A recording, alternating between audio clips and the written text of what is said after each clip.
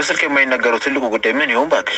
አውቃለሁ አቶ ያፌት እኔን አትወደኝም ምንም ነገር ብለህም አታምነኝም ግን ደግሞ ይሄን ያየው ዝም ማለት ስለማልችል ነው ይኸውልህ ካንተ ይልቅ ኤፍራታ ለኔ በደንብ ትቀርበኛለች ግን ደግሞ አንድ ሴት ካገባች ያው በመጀመሪያው ቀን ከድሮ ፍቅረኛዋ ጋር ጋጠወጥ የሚያስብል ነገር መፈጸም የለባትም ደግሞ አንተን ሳስብ በጣም አሳዘንከኝ ማለት አልገባኝም ምን እያልሽ ነው ባለቤተኛ ቤት እንደመጣች አታውቅም እሷ መቼም ቢሆን ያለኝ ፍቃድ በፍጹም እዛ ቤት ትሄድ አትችልም እሺ ካላመንከኝ እንደፈለግ እኔ ግን መምጣቷ አይደለም ያናደደኝ መምጣቷንማ ትምጣ ያ ቤት ያደገችበት ክፉና ደጉን ያሳለፈችበት ነው እኔም አንተም እዛ ትምጪ ማለት አንችልም ግን ደግሞ ከመጣሽ በኋላ ከናታን ጋር የነበረው ቅርበት እንደባለ ትዳር አልነበረም ትናንትና አንተን አስተኝተው ቀለበት ለማሰር መሞከራቸው ሳይንስ አሁን ደግሞ እንደዚህ መደረጉ እኔ እንጃ ተገቢ አይመስለኝም ምንድን ያልሽው ስለምን ቀለበት ነው የምታወሪው እኮ አንተ ስለ ቀለበቱ ምንም ነገር አልሰማህም አንተ ራስህን ስትነቃ ተኝተህ ያለ ምን እንደተከናወነ የነገረ ሰው የለም ወይዘሮ ሉሊት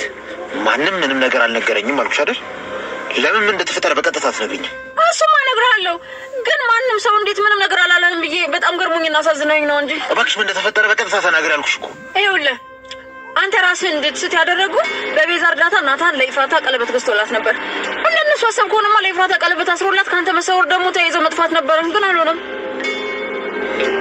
ከመኪናው ውረጅ አቶ ያፌት እኔ እኮ ለራስ አስቤ ነው የነገርኩህ ለምንድን ነው ከመኪናው ውረጅ የምትለኝ ከመኪናው ውረጅልኝ አልኩሽ አይደል እንዴ አስበኝም እንዴ ከፈለኩሽ እኔ ራሴ እደውላለሁ ውረጅልኝ ድሮም ሲያዝኑላችሁ አትወድም የራስ ጉዳይ እኔ ራስ አሳዝነኝ ነው እንጂ ምን አገባኝ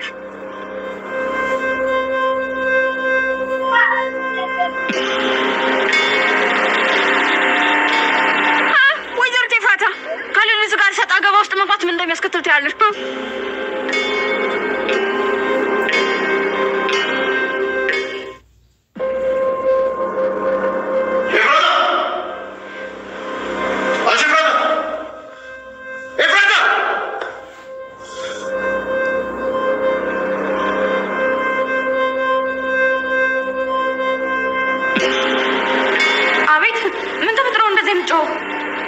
የት ነበርሽ የሰማው ነገር አለ ታገሪ የት አባሽ ነበርሽ ልብሴን ላመጣ ወደ ቤት ሄጄ ነበር አትዋሽ እዛ ቤት ሄድሽው ልብስ ለማምጣት ሳይሆን ስለማታ መቀበል ያልቻልሽውን ቀለበት ለመቀበል ነው አይደል ወደዚህ ንገሪ እንዴ አቤት ቆይ ስለምንድን ነው የምታወራው እኔ እንዴት እንደዛ ላደርግ እችላለሁ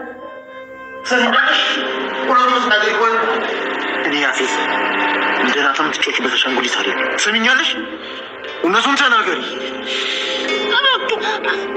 ያፈቅቲና መተንፈስ አቃተኝ ወደዚህ ተናገሪ አትፈሪል እንጂ ምን አባሽ ታረጊ ነው እዛ ቤት ሄድሽው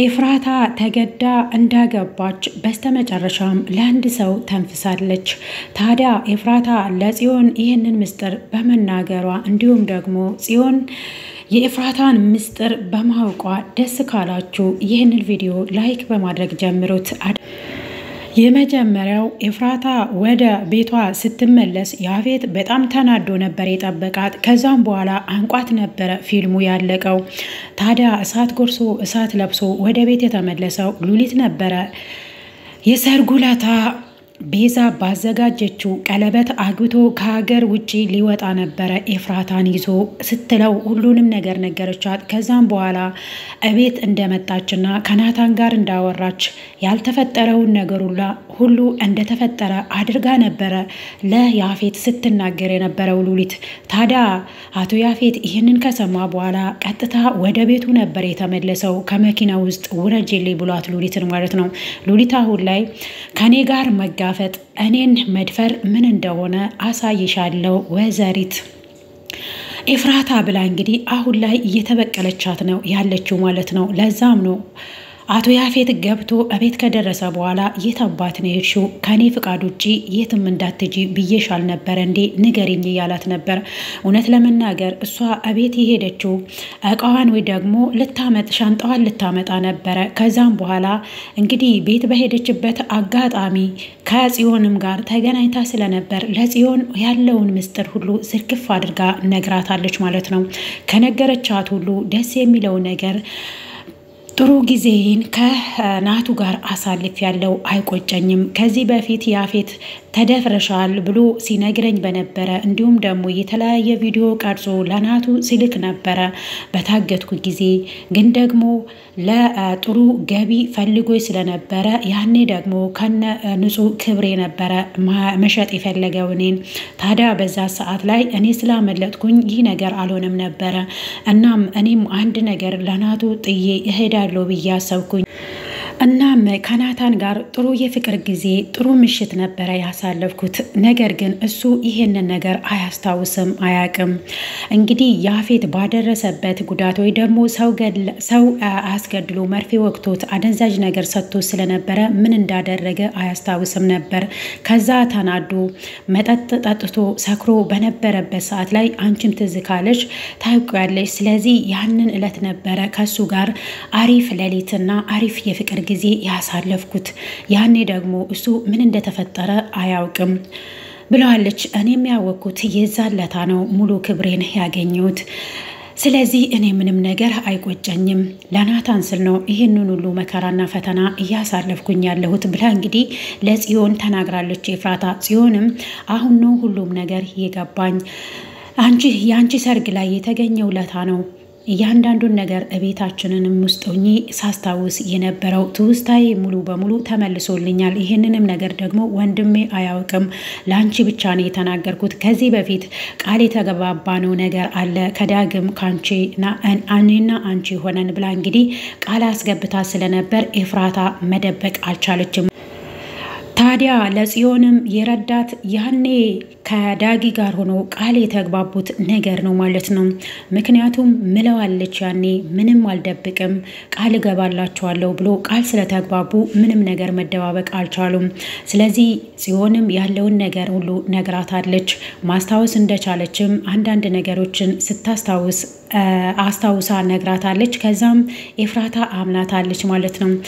አውቃለሁ ልብሽን ጎድቼቻለሁ፣ ግን ደግሞ እቅርበይኝ ሳላውቅ ነው እንደዛ ያደረኩት። እናም ደግሞ አንቺ ሉሊት እኔ ላይ እንደዛ እንዳደረገች አውቀሻል፣ በምን መልኩ ነው ያወቅሽው ብላ እንግዲህ ነግራታለች ማለት ነው።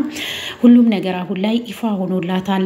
ጽዮንና ኤፍራታ አንድ ላይ ሆነዋል አሁን። ነገር ግን ሉሊት እያንዳንዱን ነገር እዛ ቤት ውስጥ የሚሆነውን ለያፌት እያሳበቀች ነው ያለችው አሁን ላይ። እንግዲህ እሷ ባትናገር ኑሮ ያፌት እቤት ገብቶ ኤፍራታን አያንቃትም ነበር። ግን ደግሞ ሳይታወቀው በደንብ አንቋ ስለነበረ ኤፍራታ ምን እንደምትሆን አይታወቅም። ህይወቷ አደጋ ላይም ሊሆን ይችላል።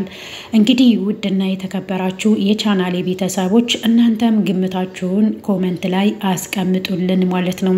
ኤፍራታና ጽዮን በዚህ መልኩ ስለተቀራረቡ ደስ ብሏቸዋል። እንዲሁም ደግሞ ኤፍራታ በዚህ ልክ ጽዮንን አምና ምስጢሯን በመናገሯ ብዙዎቻቸውም አስደስቷቸዋል። ታዲያ ይህንን ቪዲዮ ላይክ በማድረግ ጀምሩት ማለት ነው። እስከ ቪዲዮ ፍጻሜ ድረስ እንደምትከታተሉኝ ባለሙሉ ተስፋ ነኝ።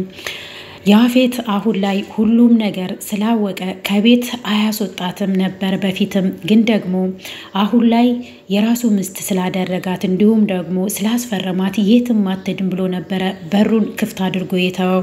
ታዲያ ይህንን አጋጣሚ ተጠቅማ ነበረ ልብሶቿን ለማምጣት ወደ ቤቷ ያቀናቸው። ሉሊት ደግሞ ይህንን ነገር ባየች ጊዜ እሷ ያላለችውን ሁሉ ፈጥራ ሄዳ ለያፌት ስትናገር ነበር።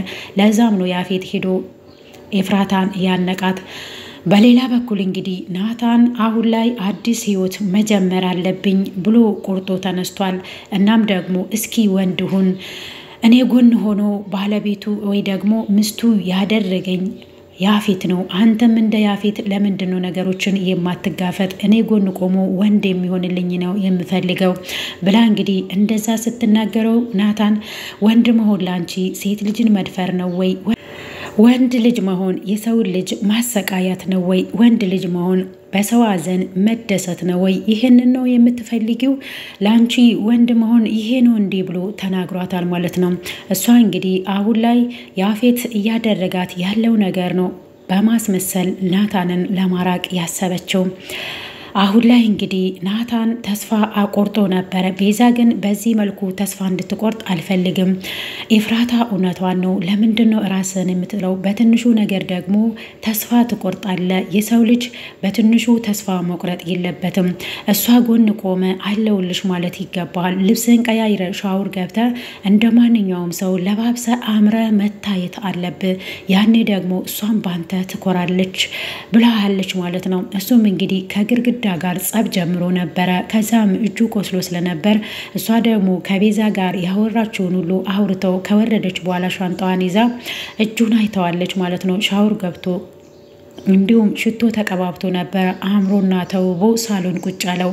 እጁን ስታይ ጊዜ በጣም ደንግጣ ነበረ። ምኑን ክብኝ የኔ ናታን እጅህ እኮ እየደማ ነው፣ ሐኪም ቤት መሄድ አለብህ ስትለው ስለኔ ምንም አይመለከትሽም፣ የራስሽን ህይወት ኑሪ፣ ስለኔ መጨነቅም ሆነ ማዘን አልፈልግም፣ እኔና አንቺ እኮ ምንም አይደለንም፣ ስለዚህ የራስሽን ኑሮ ኑሪ፣ ስለኔ አይመለከትሽም፣ ምን ነው ቸኩላለሁ ብለሽ አልነበር እንዴ ብሎ ቅስሟን ሰብሯታል። ታዲያ ጽዮን ደግሞ በጣም አዝናለች። ምክንያቱም እዛ ቤት ውስጥ ስለዚህ ነገር የምታውቀው ጽዮን ብቻ ናት። ጽዮን ለኤፍራታ ቃል ገብታላታለች፣ ለናታንም አልናገርም፣ ስለዚህ ይህንን ሁሉ አብረን ተያይዘን እናልፋለን፣ የያፌትንም የእጁን እንሰጣለን፣ ከዚህ መከራ ሁሉ አንቺም ትወጫለች፣ እግዚአብሔር አለ፣ እኔም ደግሞ ከጎንሽ ነኝ፣ እናም የሉሊትንም ጉዳይ አውቅ ያለው ስለኔ አትጨነቂ፣ እኔ ሙሉ በሙሉ አሁን ላይ ማስታወስ ጀምር ያለው።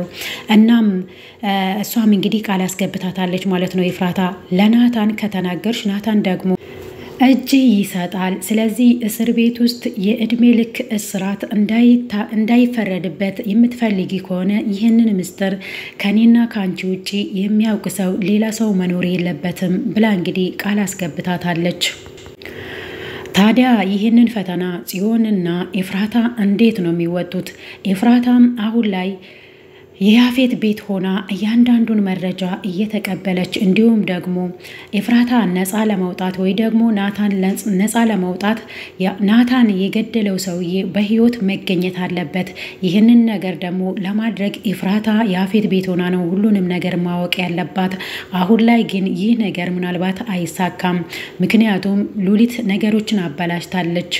ያፌት አሁን ቤት ውስጥ ጸብ አንስቷል። እሳት ለብሶ እሳት ጎርሶ እንግዲህ ኤፍራታን አንቋታል። ምን የሚፈጠር ይመስላችኋል? ኤፍራታ እንደዛ አንቋት እንግዲህ ነምስ ውጪ ነምስ ግቢ እያለች ኧረ ተወኝ እያለች በእጁ ደረቱን እየመታች ነበረ፣ ትከሻውን ማለት ነው። ግን ደግሞ እሱ በስሜት አንቋት ስለነበረ አለቀቃትም። በዛው ነው ፊልሙ ያለቀው። ምን የሚፈጠር ይመስላችኋል? ኤፍራታስ እዛ ቤት ውስጥ ትቆያለች ወይ? አሁን ላይ ኤፍራታ ብዙ ነገር እንዳደረገች ስለሚያውቅ ምስጢር እንኳን ቤት ውስጥ ሆና ሁሉንም ነገር እንድታውቅ አያደርጋትም። ኤፍራታ እንግዲህ ነፃ የምትወጣው ያፌት ያሴረውን ሴራ እንዲሁም ደግሞ ሞተ የተባለ ሰውዬ በህይወት ሲገኝ ብቻ ነው። ያንን ነገር ደግሞ ያፌት ቤት ሆና ነው ኤፍራታ ማግኘት ያለባት ከጽዮን ጋር ማለት ነው። እንግዲህ ያፌት ደግሞ ቤት ውስጥ ኤፍራታን ከቆለፈባት ከጽዮን ጋር መገናኘት አይችሉም፣ ግን ደግሞ በስልክ ሊገናኙ ይችላሉ። ሐረግ ድራማ ክፍል 75 ላይ ሁሉንም ነገር የምናየው ይሆናል። ሌላው ነገር እንግዲህ ዳግም እንዴት ነው ያፌትን ማጥመድ የሚችለው፣ በምን መልኩ ነው ደካማ ጎኑን ማወቅ የሚችለው የሚለውን ነገር በትውስታ መልኩ እያየ ነበረ። ደካማ ጎኑ ይህ ከሆነ ይህንን አውሬ ሰራለታለሁ እያለ እያሰበ ነበረ። የሱ ዘመድ ተብየው እንዲሁም ደግሞ የዳግም ጓደኛ የመጣበት ግን ደግሞ ወንድሜ ጀግና ነው፣ ግን በጣም ያበሳጨኝ እኔን አይወደኝም፣ ዘመድ የሚባል ነገር አይወድም፣ በህይወቱ የሰው ደስታ አያስደስተውም፣ ራሱን ብቻ ነው የሚያዳምጠው፣ ራስ ወዳድ ነው። እናም ኤፍራታን የመሰለች የራሱ በማድረግ ከሌላው ቀምቶ እንግዲህ እሷን በማግባቱ በጣም ደስ ይላል እያለ እንግዲህ ሙድ እየያዘበት ነበር። እናም የዳግም ጓደኛ የልብ ጓደኛው ነበረ። ከዚህ በፊት እንግዲህ እንዳየነው ኢፍራታንም ሲያዝናኗት ደስ ሲያሰኟት ነበር። አሁን በተቃራኒ እሱ ደግሞ ከጽዮን ፍቅር ይዞ ስለነበረ አሁን ላይ እንግዲህ ያ ነገር የለም። ግን ደግሞ አሁንም ተንኮል ያሰበ ይመስላል። ምክንያቱም የያፌት ቢጤ ይመስላል። ደግሞ ማስቲካ አባላሉ እንዴት እንደሚያስጠላ እኔም ብቻ ነው ወይስ ሌሎቻችሁንም እንደዛው ነው? ውድና የተከበራችሁ የቻናሌ ቤተሰቦች ለዛሬ ያዘጋጀውላችሁ ቪዲዮ ይሄንን ይመስላል። ኮሜንት ላይ አስተያየታችሁን አስቀምጡልኝ። ለዚህ ቤትም አዲስ ከሆናችሁ ሰብስክራይብ ማድረጋችሁን እንዳትረሱ። በሌላ ቪዲዮ ተመልሰን እስከምንገናኝ ድረስ ቸር ሰንብቱ። እንደ ያፌት አስመሳይ ሰው እንደ ሉሊት ነገር የምትጠመጥም እንዲሁም ደግሞ እንደ ቤዛ ከመጥፎ ወደ መልካምነት የምትመለስ እንዲሁም ጽዮንም በብዙ ነገሮች ተጸጽታ ወደ ራሷ ተመልሳ በይቅርታ መልኩ ሌሎችን ይቅር የምትል እንግዲህ ሐረግ ድራማ ላይ ብዙ ነገሮችን እንማራለን። አስተማሪና እውነተኛ ታሪክ ላይ የተሰራ ፊልም ስለሆነ እኔ ወድጀዋለሁ። እናንተስ? ስለተከታተላችሁኝ እጅግ አርጌ አመሰግናለሁ። በሌላ ቪዲዮ እስከምንገናኝ ቸር ሰንብቱልኝ። ባይ ባይ።